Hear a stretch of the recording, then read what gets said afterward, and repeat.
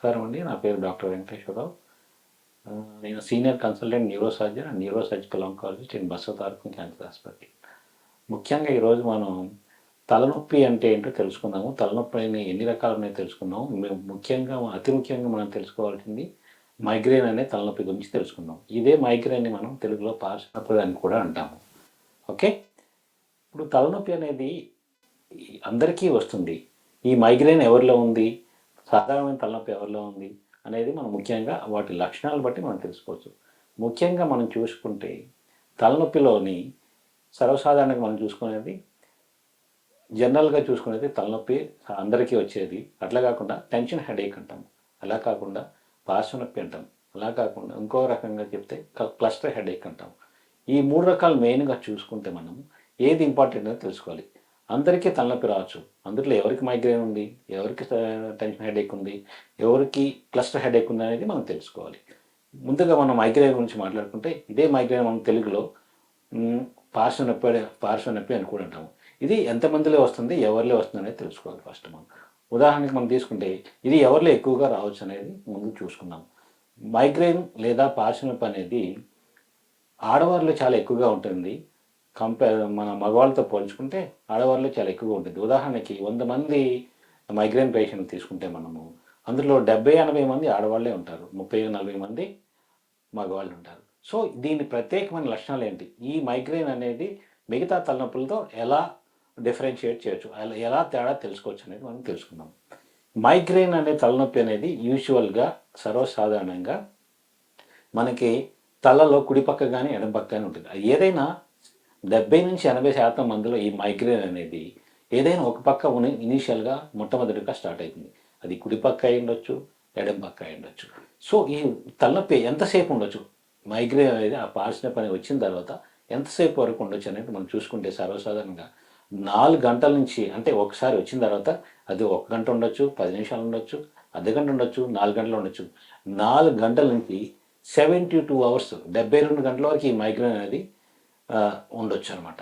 So అంటే అలాగే అంటే ఇది మందులు వేసుకుంటే తగ్గిపోతుంది. కానీ ఈ తలనొప్పితో పాటు ఒకవేళ ఇదే పార్శ్వనొప్పి లేదా మైగ్రేన్ అనేది 72 గంటల కంటే ఎక్కువగా ఉంటే దాన్ని స్టాటస్ మైగ్రేనస్ అంటాం. అంటే కంటిన్యూస్గా, ఉదాహరణ మనకి మన ఫిట్స్ లేదా సీజర్స్ వస్తాయి అనుకుంటాం కదా, సీజర్స్ కంటిన్యూస్గా ఉంటే ఏమంటాం మనం, స్టాటస్ కన్వల్జన్స్ అంటాం, స్టాటస్ ఎపిలెప్టికస్ అంటాం. అలాగే ఇదే మైగ్రేన్ ఎలా ఉంది అంటే మోర్ దెన్, అంటే 72 గంటల కంటే ఎక్కువగా కంటిన్యూ అవుతూ ఉంటే, ఎన్ని మందులు ఇచ్చినా తగ్గట్లేదు అంటే దాన్ని మనం స్టాటస్ మైగ్రేనస్ అంటాం.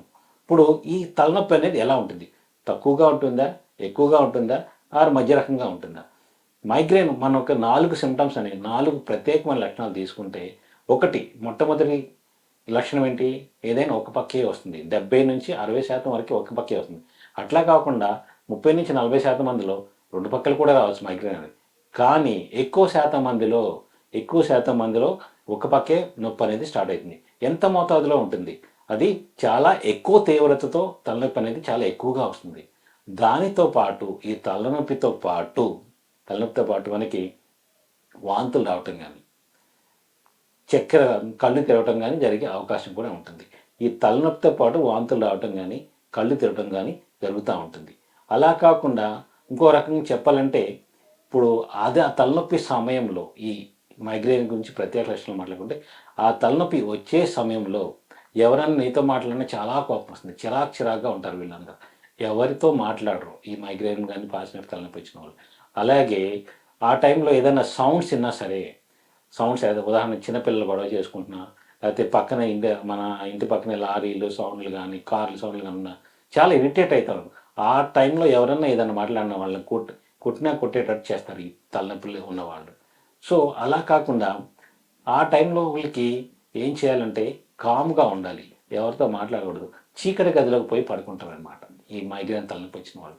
అలా కాకుండా చీకటి గదిలో పోయి ఈ 4 లక్షణాలు అనేది మెయిన్గా ఉంటే, ఈ 4లో మినిమం 2 లక్షలు ఉన్నా సరే, ఏంటి, తలనొప్పి సివియర్గా రావటం కానీ, ఆరు కొంచెం తక్కువ మోతాదులో రావటం కానీ, రెండోది ఒక పక్కే ఉండటం కానీ, మూడోది అంటే బ్రైట్ లైట్ మిట్ట మధ్యాహ్నం లైట్ చూడలేకపోవడం కానీ, ఇంట్లో పెద్ద లైట్స్ అనేది చూడలేకపోవడం కానీ, నాలుగోది వాళ్ళు ఆ సౌండ్స్ వల్ల బాగా ఇరిటేషన్ వస్తుంది.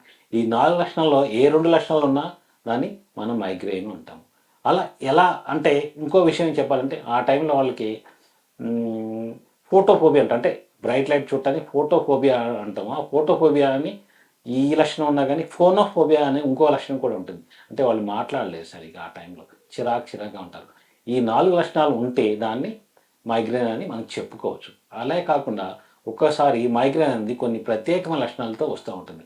దాన్ని మనం సపరేట్గా చెప్పాలంటే ఆరా అంటాము. ఆరా అంటే మైగ్రేన్ వచ్చే ముందు మైగ్రేన్ వచ్చేటప్పుడు కూడా మనకు కొన్ని కొన్ని కొన్ని ప్రత్యేక లక్షణాలు ఉంటాయి. అది కంటి నుంచి రావచ్చు, లేకపోతే వినికిడి నుంచి సెన్సరీ నుంచి రావచ్చు అంటాం. కంటి నుంచి వచ్చే ఆరా అనే ప్రత్యేక లక్షణాలు ఏంటంటే ఈ మైగ్రేన్ లేదా పార్సినొప్పి వచ్చేటప్పుడు వాళ్ళ కంటి ముందు లైట్స్ వెలిగి ఆరిపోవటం కానీ, సడన్గా షాక్ లాగా లైట్స్ వచ్చిపోవటం కానీ, లేకపోతే అలా జరుగుతూ ఉంటుంది. ఇది టెంపరీగానే ఉంటుంది, పర్మనెంట్గా ఏముండదు. ఆ మైగ్రేన్ హెడేక్ అనేది ఎంతసేపు ఉంటుందో ఆ వచ్చే టైంలో ఇలా వచ్చిపోతూ ఉంటాయి. లేదా ఒక్కోసారి కాలు చేయికి తిమ్మిరి రావటం కానీ, ఒక్కోసారి సడన్గా రేర్గా ఏం జరుగుతుందంటే అన్కాన్షియస్ కూడా అయిపోతారు. ఇట్లా ఈ ఆరా అనే సిమ్టమ్స్ ఉండటం వల్ల ఇది మైగ్రేన్ అని ఒక రకంగా చెప్పుకోవచ్చు. అట్లా కానీ కొన్ని ప్రత్యేకమైన ఆరా సిమ్టమ్ లక్షణం ఆరా లేకుండా కూడా ఈ ఆరా అనే సిమ్టమ్స్ లేకుండా కూడా మనకి మైగ్రేన్ అనేది ఉండొచ్చు. అందుకని మన migraine with aura, migraine without aura అనేది డివైడ్ చేసుకోవచ్చు అనమాట. ఆరా అంటే నేను చెప్పినట్టు కంటి ముందు ఫ్లాష్ లైట్స్ వెళ్ళినట్టు కానీ, ఎవరో సడన్గా వచ్చిపోయినట్టు కానీ, లేకపోతే చుక్కలుగా కనపడినట్టు కానీ ఇది జరుగుతూ ఉంటుంది అనమాట. ఈ ఆరా అనేది ఒక్కోసారి కళ్ళు తిరిగిపోవడం కానీ, లేకపోతే నువ్వే చుట్టూ తిరుగుతూ ఉన్నట్టు కానీ తెలుస్తూ ఉంటుంది. ఆరా అనేది ఈ సిమ్టమ్స్ అనేవి ఏమీ లేకుండా ఈ సిమ్టమ్ ఒక్కసారి చెవులో గుయ్యను ఊదినట్టు కానీ, టక్ శబ్దం వచ్చినట్టు కానీ ఇలా జరిగే అవకాశం ఉంటుంది. అట్లాగే ఒక్కొక్కసారి ఏమవుతుందంటే మనకి ఆ తలనొప్పి అనేది, ఆ మైగ్రేన్ పార్సినొప్పి అనేది అక్కడ నుంచి మనకి ఇనీషియల్గా ఎక్కడ ఎఫెక్ట్ అవుతుందంటే మనం బ్రెయిన్లో తల పాటు చూసుకుంటే టెంపోరల్ అంటాము, ఇది ఫ్రంటల్ అంటాము, ఇది టెంపోరల్ అంటాము, ఇది పెరైటల్ అంటాము, ఇది ఆక్సిపిటల్ అంటాము. ఇనీషియల్గా ఇది ఎక్కడ స్టార్ట్ అవుతుందంటే ఒక పక్క నొప్పి స్టార్ట్ అయినప్పుడు ఫ్రంటల్ రీజియన్లో స్టార్ట్ అవుతుంది, తల ముందు భాగంలో స్టార్ట్ అవుతుంది. తర్వాత తల చెవు ముందు భాగంలో స్టార్ట్ అవుతుంది. అట్లాగే పక్కకు పాకుంటూ మెడ కూడా చాలా సివియర్గా చాలా తీవ్రంగా నొప్పి అనేది వస్తుంది వాళ్ళకి. ఈ విధంగా ఒక్కసారి నొప్పి స్టార్ట్ అయ్యి ఒక పక్కే ఉండి కూడా ఒక్కోసారి బాడీ అంతా ఒక పక్క అంతా నాకు నొప్పి వస్తుంది సార్ అని చెప్తూ ఉంటారు. సో దీన్ని మనం హెడ్ లాక్ అని కూడా అనవచ్చు. ఒక పక్కే సివియర్గా ఎక్కువ ఉండేది, ప్రతిసారి ఒక పక్కే వచ్చేసి అది కుడి పక్క ఉండొచ్చు, ఎడమ పక్క ఉండొచ్చు, ప్రతిసారి ఒక పక్క వచ్చి ఉండటం వల్ల దీన్ని హెడ్ లాక్, ఒక సైడ్ నా హెడ్ అంతా లాక్ అయిపోయినట్టుంది సార్ అని చెప్తూ ఉంటారు అనమాట. సో దీనికి ఎలా డిఫరెన్షియేట్ చేయొచ్చు? మనం ఇంకో రకంగా చూసుకుంటే ఈ మైగ్రేన్ అనేది టెన్షన్ హెడేక్ అంటాం. ఈ టెన్షన్ హెడేక్ అనేది తల మొత్తం స్టార్ట్ అవుతుంది. యూజువల్గా రెండు పక్కల స్టార్ట్ అవుతుంది. దాంతోపాటు టెన్షన్ హెడేక్లో వాంతులు అనేవి ఎక్కువగా రావు, ఆ వాంతి వచ్చినట్టు కూడా ఉండదు, కానీ సివియర్గా కంటిన్యూస్గా ఉంటుందన్నమాట. ఇట్లాగ మనకి పార్సినొప్పిలో ఉన్నట్టు మనకి వాంతులు రావటం కానీ, కడుపులో వికారంగా ఉండటం కానీ, లేకపోతే చిరాకుగా ఉండటం కానీ, లైట్ చూడలేకపోవడం కానీ, ఇలాంటి లక్షణాలు ఏమీ ఉండవు టెన్షన్ హెడేక్లో. అలా కాకుండా ఇంకో రకమైన హెడేక్ ఏం చూస్తామంటే క్లస్టర్ హెడేక్ అంటాం. ఈ క్లస్టర్ హెడేక్ అనేది ఎలా వస్తుందంటే మైగ్రేన్ లాగే ఉంటుంది, ఒక పక్కే వస్తుంది, కానీ ఏ పక్క అయితే వస్తుందో ఆ పక్క కన్ను చాలా ఎర్రగా అవుతూ ఉంటుంది, ఆ కంటి నుంచి నీళ్లు కారుతూ ఉంటాయి. ఒకవేళ తలనొప్పితో పాటు కానీ వాంతులు రావటం కానీ, తల తిరిగిపోవడం కానీ, పిచ్చిగా మాట్లాడటం కానీ, ఎవరితో మాట్లాడకుండా ఇరిటబుల్గా ఉండడం కానీ, ఇలాంటి లక్షణాలు ఏమీ ఉండవు క్లస్టర్ హెడేక్లో. సో ఈ విధంగా మనం తలనొప్పి, మైగ్రేన్ లేదా పార్సినొప్పి లేదా టెన్షన్ హెడేక్ లేదా క్లస్టర్ హెడేక్ ఈ ప్రత్యేకమైన లక్షణాల ద్వారా మనం డిఫరెన్షియేట్ చేసుకొని దానికి ఫర్దర్గా ఏ మందులు వాడాలని తెలుసుకోవచ్చు. అలాగే ఈ మైగ్రేన్ అనేది కొన్ని రకమైన రిస్క్ ఫ్యాక్టర్స్ అనేవి ఉంటాయి. ఏంటి ఆ రిస్క్ ఫ్యాక్టర్స్ అంటే మినిమం చూసుకుంటే మనకు స్ట్రెస్ఫుల్ లైఫ్, మన ప్రస్తుతం ఉన్న కాలంతో పరిగెడుతున్నాం కాబట్టి స్ట్రెస్ మెయిన్, అది ఎంప్లాయీస్ అయినా కానీ, స్టూడెంట్స్ అయినా కానీ, ఎవరైనా ఫార్మర్స్ అయినా కానీ, ఆ స్ట్రెస్ ఫ్యాక్టర్ అనేది చాలా ఇంపార్టెంట్. స్ట్రెస్ అనేది మోస్ట్ ట్రిగ్గర్ ఫ్యాక్టర్. చాలా ఎక్కువగా స్ట్రెస్ తీసుకోవటం వల్ల, టెన్షన్ తీసుకోవడం వల్ల మైగ్రేన్ అనేది తొందరగా వచ్చే అవకాశం ఉంటుంది. అట్లా కాకుండా స్లీప్లెస్ నైట్స్, నిద్రపోకుండా ఉంటాం. స్లీప్లెస్ నైట్స్ సరిగా minimum 6 to 8 hours sound sleep అనేది ఉండాలి. సౌండ్ స్లీప్ లేకుండా డిస్టర్బ్ స్లీప్ ఉన్న ఆ స్లీప్లెస్ నైట్స్ ఉన్న ఈ మైగ్రేన్ అనేది ఎక్కువగా అగ్రివేట్ ఎక్కువగా వచ్చే అవకాశం ఉంటుంది. అట్లాగే డైలీగా మనం తినే ఫుడ్, సపోజ్ ఉదాహరణకి మనం రోజు 1 o'clock 1:30కో లంచ్ తీసుకుంటాము, లేదంటే evening 6 o'clock 7 o'clock snacks are dinner తీసుకుంటాం. రెగ్యులర్గా ఈ తినే ఫుడ్ హ్యాబిట్ అనేది మనం రెగ్యులర్ ఒకరోజు ఏమైనా పని ఒత్తిడిలో పడి మర్చిపోయినా, లేకపోతే ఇంకేదన్నా వర్క్లో ఉండి మర్చిపోయినా, ఆ టైం ఆల్టరేషన్ వల్ల ఫుడ్ రెగ్యులర్ హ్యాబిట్ తీసుకునే టైం ఆల్టరేషన్ వల్ల కూడా ఈ మైగ్రేన్ అనేది ట్రిగ్గర్ అవ్వచ్చు. అట్లే కాకుండా మనకు నచ్చని ఫుడ్, మనకు నచ్చని వాసన, మనకు నచ్చని బిహేవియర్ ఇలాంటి ఏమున్నా సరే, ఉదాహరణ తీసుకుంటే కొంతమందికి జాస్మిన్ పడదు, కొంతమందికి రోసెస్ పడవు. ఆ వాసన కూడా అది ఆ టైంలో మనం ఇక్కడ ఏ ఏరియాకి వెళ్ళినా మనకి నచ్చని ఫుడ్ వల్ల కూడా ఈ ఈ మైగ్రేన్ అనేది ట్రిగ్గర్ అవ్వచ్చు.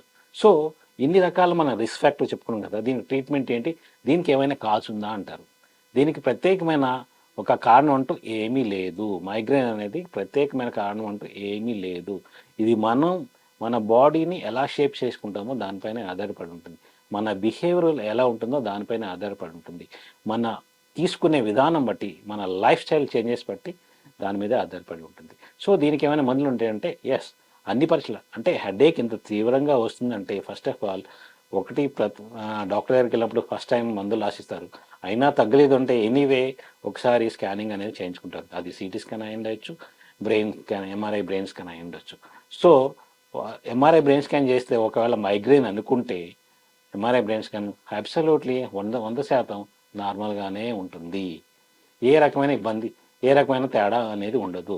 కానీ ఎందుకు ఎంఆర్ఐ చేయాలంటే, ఎందుకు చేయాలి అంటే లోపల ఏదైనా ఒకవేళ ట్యూమర్స్ అలాంటివి ఉన్నాయో రూల్ అవుట్ చేసుకోవడానికి, లేకపోతే ఇన్ఫెక్షన్ ఏమైనా ఉందో రూల్ అవుట్ చేసుకోవడానికి మనం ఎంఆర్ఐ అనేది చేసుకోవాలి. అట్ ద సేమ్ టైం మందులు అనేవి సరిగా వాడితే తలనొప్పికి, మైగ్రేన్ సంబంధించి కొన్ని రకమైన మందులు ఉంటాయి. ఆ మందులు వేసుకొని మన లైఫ్ స్టైల్ చేంజ్ చేసుకుంటే మైగ్రేన్ అనేది శాశ్వతంగా నిర్మూలించవచ్చు.